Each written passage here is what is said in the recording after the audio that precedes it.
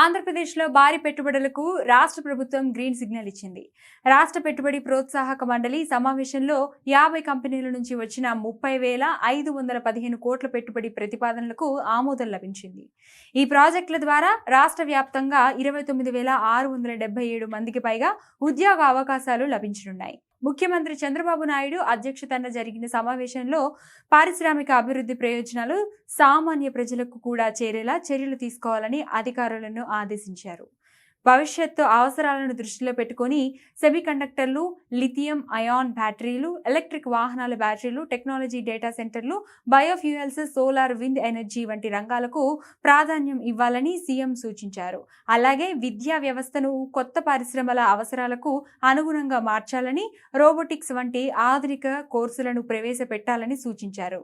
పెట్టుబడులు ప్రకటించిన కంపెనీలు నిర్ణీత సమయంలో ప్రాజెక్టులను ప్రారంభించేలా కఠిన పర్యవేక్షణ ఉండాలని కూడా ఆదేశించారు.